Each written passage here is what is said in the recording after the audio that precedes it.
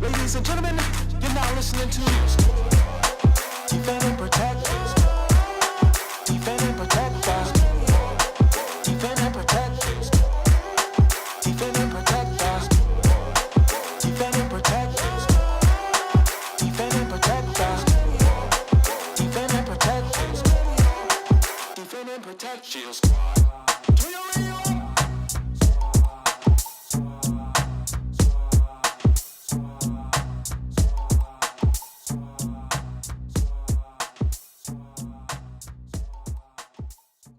What's up, y'all? My name is Vocab Malone. Some of y'all know me, some of you don't.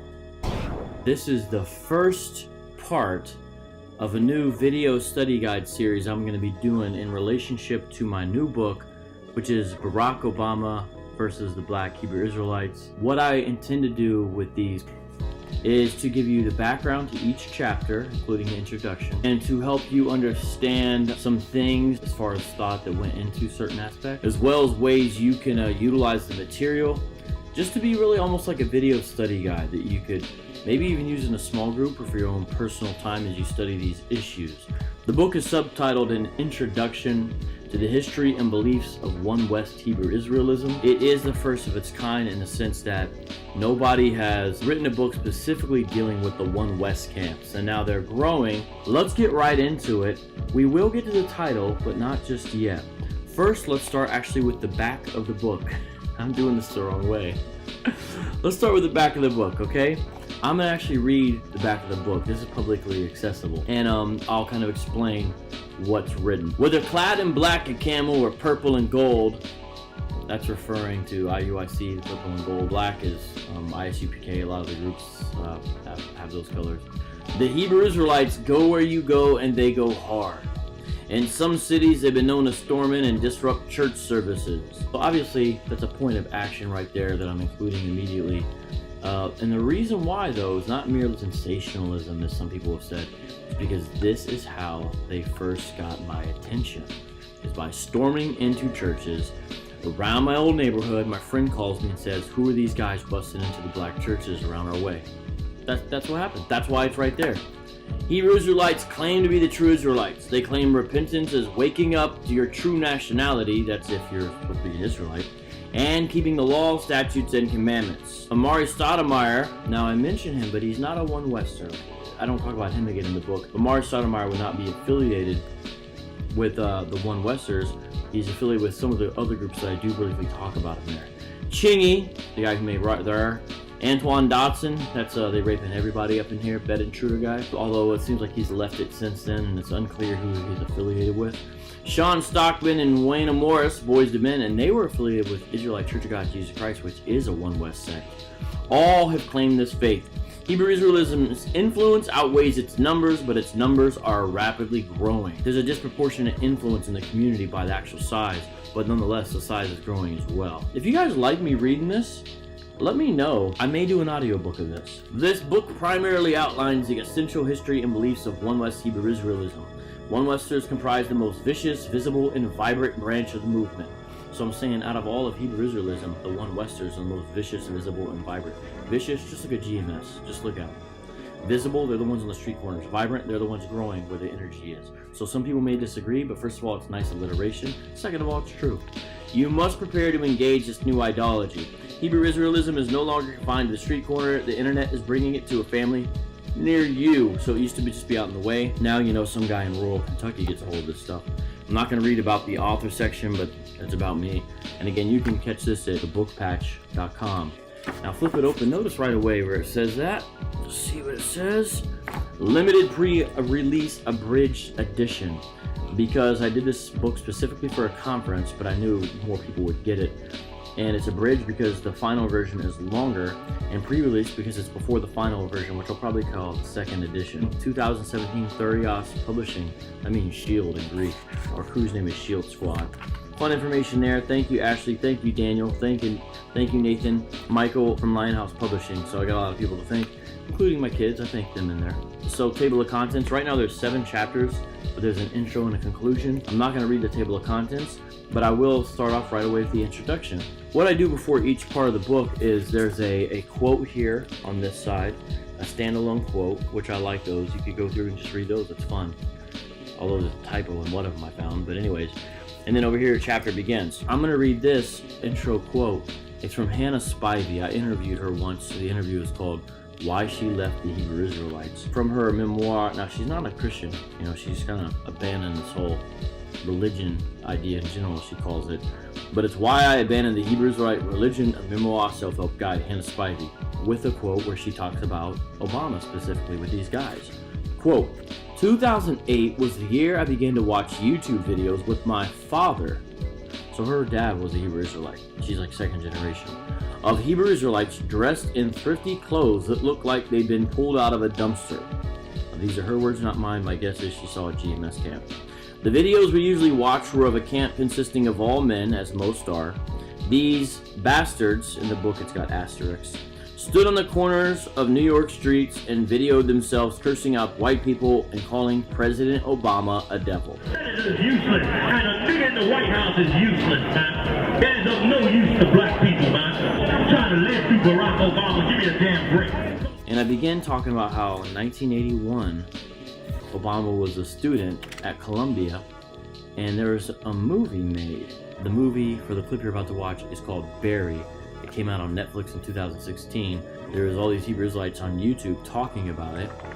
And so I saw the clip, and I watched the full entire movie to get the context, of course. It was a decent movie, you know, it showed a human side, etc., regardless of what you think about the man's policies and whatnot. I was mesmerized by that scene, especially in the context of the movie, and I thought it was an interesting inclusion, although it was short. And I'm going to let you watch it right here. Here's the scene, the inspiration for the title from the movie Barry. That's why I call the book Barack Obama versus the Black Hebrew Israelites. Here it goes. Be taken from the land, while the captives of the tyrants rescued. Now what that means is, can we, the lost tribe of Israel, reclaim what is rightfully ours from the cave-dwelling white devils that raped our ancestors, stole our land, and dispersed the true children of God across the globe? Right? Hey!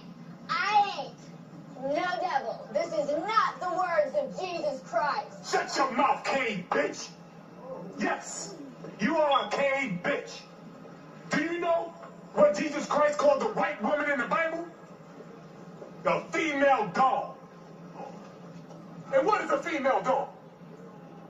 Don't be afraid to say it, bro. That's right. A bitch. That's what Jesus Christ called you in the Bible. How come you're using the King James Bible? What? Why that edition? I thought King James was a white devil. This is King James right here. Take a good look. He looks like Billy D. Weaves, if you ask me. If you say so, brother. Now you might ask, how did the lost tribe of Israel become lost? Did this encounter happen? No one knows for sure, although I'm going to try to also show you guys a map of potential places where this encounter could have occurred. And you'll see notations there because we know about where his apartment was at the time. We know where the school was, 1 West 125th there at 1981, and we know where Columbia is. We also know he went to places like Sylvia's, a soul food restaurant, which is marked on the map with an S. And so you can see there's different routes where he would have encountered these guys, as well as there's certain spots where they would regularly be out, where he could be through. There's areas where if he cut through quickly to get through school, like through this one park, he might run into him. So there's a ton of places that could have happened. There's no way he could have missed them walking around Harlem, where his apartment was, on 109th, close to Columbus, I believe, and Amsterdam, between those two. Whoever the author of the script was knows the basics of how the Hebrew Israelites dress, some of the basics of what they would say, because it's generally accurate, not 100%, and I know some of the imprecision in the book even. You've seen it. Now the second I saw it, when I saw it in the film, I said, that's the title for a book. It was just too perfect, you know? It was a way to take something familiar, the President of the United States, and make it a window to help people understand the unfamiliar, which is the religion of Hebrew Israelism. So it was a way to do that. People got all kinds of criticism, but honestly, one Westers wouldn't be happy with this book no matter what I titled it. they probably wouldn't be happy with any title. And I understood I chose something kind of controversial, you could say. It wasn't accidental, and I think it was a good creative choice. There's some creative license in it. Well, the scene is Barack Obama versus the Black Hebrew Israelites. That's the thing. From the scene, it is an accurate title. But if I wanted to be 100% what I knew had always happened, I could call it the Black Hebrew Israelites versus Barack Obama, because they're always dissing him, which I notate several times throughout the book, and I didn't even include a lot of them. Like, I didn't include a lot of them. That's the problem with you, Negro. Anybody disagree with Barack Obama, you ready to put him to death. Damn Barack Obama. I can give a damn about it. You don't like it too damn bad. Barack Obama's the worst thing for black people. You don't like it too bad. Write your congressman. Let me read a sentence from each little section here. The first section is pretty small, so I might read the whole introduction because it's so short. 1981. 1 year after Luke Skywalker discovered Darth Vader was his father. I'm sorry, I had to put stuff like that in the book. See, I had to include stuff like that. So in 1980, Empire Strikes Back came out, and that's when, spoiler alert, Luke discovered Vader was actually his father. No, that's not true. That's not Search your feelings. You know it be true. No, it be true. Luke, You have yet to begun. you do not yet realize your importance. Join me and we can rule the galaxy as father and son. We can rule the galaxy as father and son. So I had to include that, man. That's the side of me. 1 year before Snake Eyes and Cobra Commander graced Toys R Us shelves. So 1981 is also 1 year before 1982, which is 1982 is when the 80s G.I. Joes came out, which is a happy year because I love G.I. Joe. So it's right there, 1981, a little sweet spot in the beginning of the 80s. The year a 21-year-old college student arrived in New York City to attend Columbia University. The young student's name, Barack Obama. His friends called him Barry. In 2016, Netflix released Barry, a film chronicling young Obama's search to find where he fits in this world.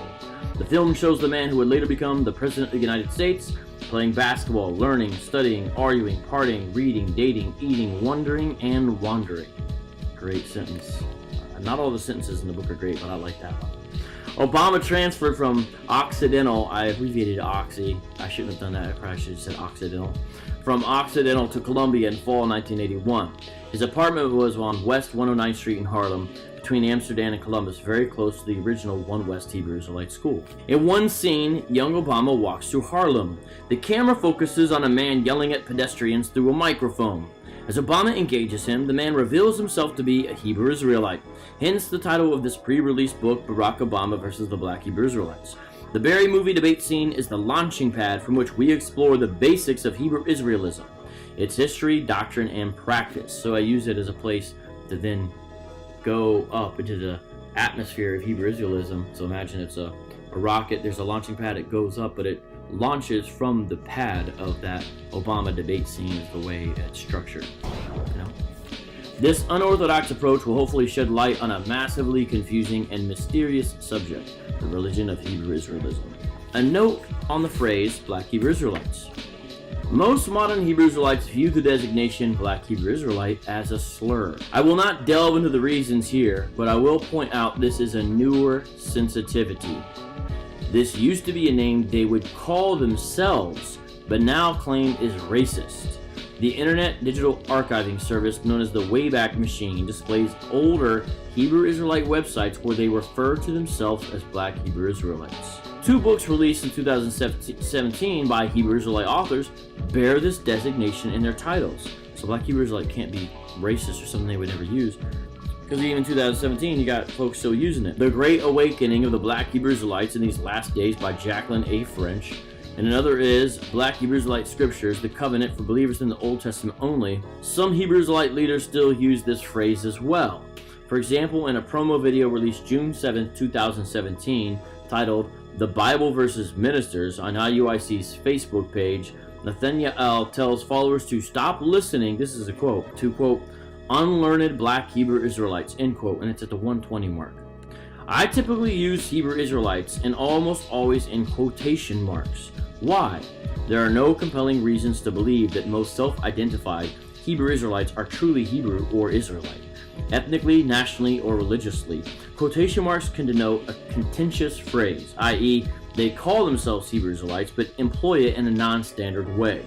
I think that's objectively true, honestly. The term Hebrew Israelite should be used cautiously, for it is not prudent to assume all self-designations have epistemic warrant.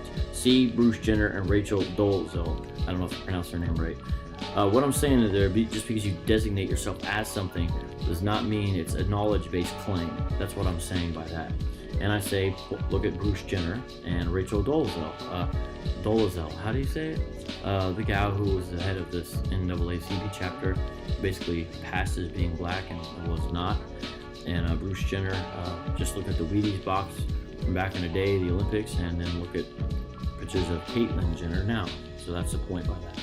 It's best to utilize a term I first heard used by Dr. James White, Hebrew Israelism. So what I'm saying there is, it's better if you can not even refer to Hebrew Israelites, just the adherents. It's better if you can refer to Hebrew Israelism, the religion or the belief system thereof, that adherents would be called Hebrew Israelites. For example, I try to talk about debating Islamic theology or debating Islam as opposed to debating Muslims or debating Muslim theology. I'm not saying I never switch the two, but it's better to talk about the belief system as opposed to making it seem like you're attacking adherents, basically.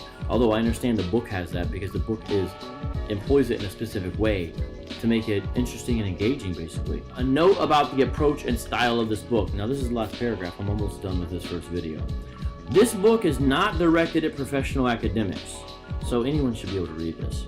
It is not designed to conform to all the rules and regulations of a dissertation. It's funny, ironically, even in that sentence, I have a typo, so it's really not.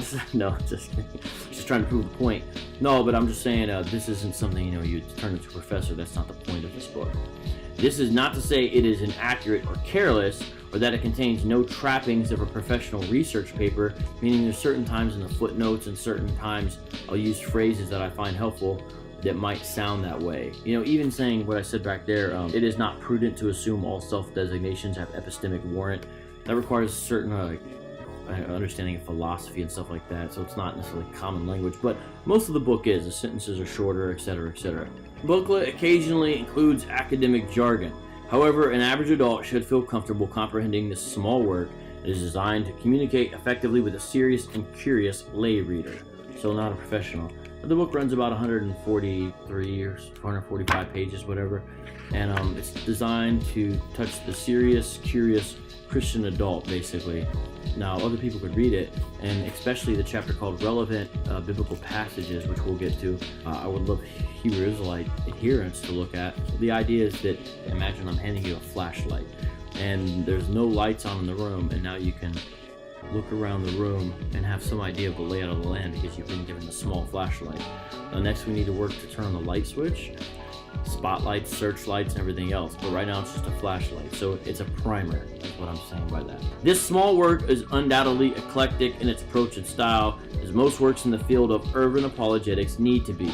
If you are uneasy about a publication switching from a Bible passage to citing an academic journal, then referencing pop culture, and then casually using slang terms, then it may take a chapter to adjust to the writing style. Once you accept the unorthodox approach, I trust you will find it engaging, enjoyable, and even entertaining. Be flexible. Eventually, you will learn to shift rapidly from second to fourth gear and back down to first. So I'm just trying to acclimate people, because this is urban apologetics. It's not like writing a book of philosophy about atheists. It's a different style, and just understand that. Judge it on that merit. The reader must also be aware this work is not an all-out refutation of Hebrew Israelism. The subtitle is an introduction to the history and beliefs of One West Hebrew Israelites. It is a basic introduction. There are small moments of counter-apologetics. That is not the bulk of the work, though. So it's not an all-out refutation. That's like step 2 or 3. This is step 1 right now. Hebrew Israelism is such a mysterious religion that a large amount of groundwork must be done. A future edition or sequel to this work will include more interaction with the scripture and history One Westers have used. Now, there's some of it in here, don't get me wrong, but that's not what it is. That's not the main goal. This means a future edition will include more refutation. This is why this version says abridged version. There's a longer version of this edition. After feedback and more editing, I hope to release that material as well. Please appreciate the massive nature of this topic and understand this is only the beginning of what needs to be a massive apologetic enterprise. With that said, enjoy and soli Deo Gloria. That's the introduction. Now, for the rest of these, I am not going to be reading the whole chapter. I'm just going to read little excerpts and stuff because the chapters are longer than that first one. But that is a taste of what I'm going to do with the rest of these. They'll be releasing them one by one, and hopefully you enjoy them and stick around, and I hope to see you for the next edition as we get into chapter 1 of my new book, Barack Obama versus the Black Hebrew Israelites. See you next time.